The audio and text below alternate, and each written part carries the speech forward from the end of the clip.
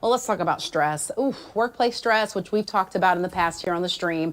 Many leaders say they are running on empty as well, and that pressure often spills over into the family life.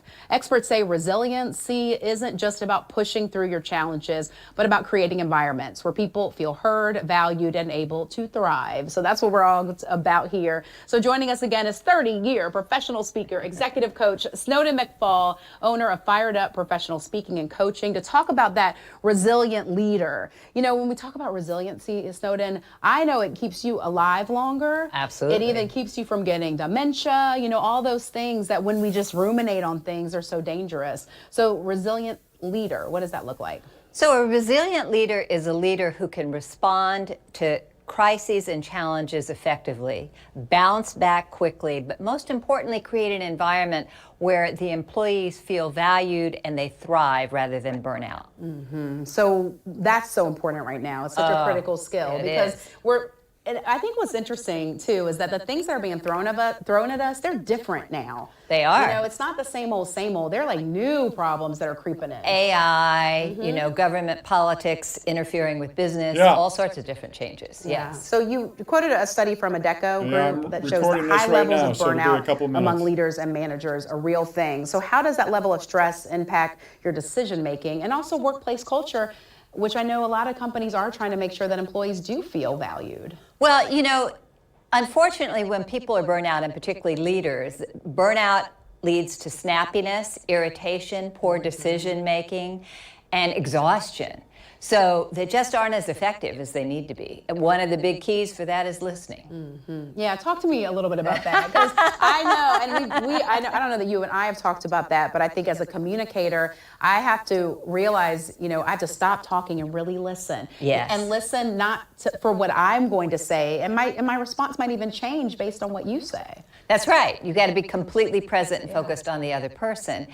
I like to use a technique called RASA, and this Julian Treasure has a TED Talk about this.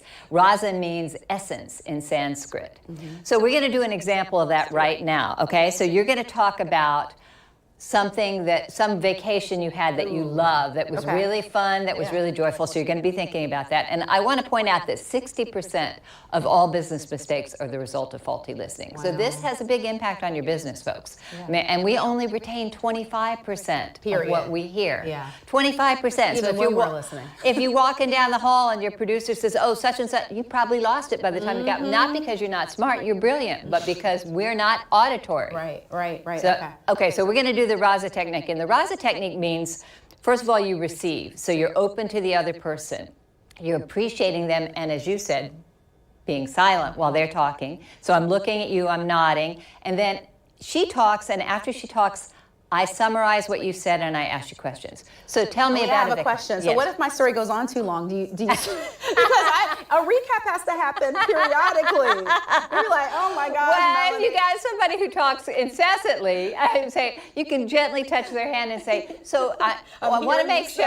Well, so you had a fabulous time on this vacation, you know. So All right, let's start. Okay, I'm going to try to keep it short. So last spring break, we went to Utah, Ooh. and we went skiing. It was the first time that I'd gone skiing and the kids had gone skiing, and it snowed, and it was just an amazing vacation. I think the scariest part was that we had to drive in the snow, and that was a bit scary, but it was all new experiences. So where in Utah did you go? We went to Park City. Oh yeah, I've been skiing in Park City. My husband took me skiing there, and I went there on school vacation break, and kids were just skiing all around me. Did you have that experience? Oh, you know.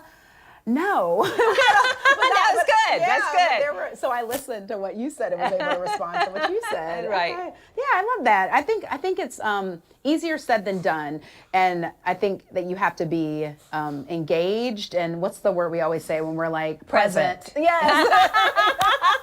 Exactly. Fully present, and not be on our phones, not be looking someplace else, but really be looking at the other person. Yeah. And resilient leaders do this. Resilient leaders spend time focusing on their employees. They spend time listening. They ask questions. They have notes about their employees so they know what's really important to them. And that builds trust. That builds relationship.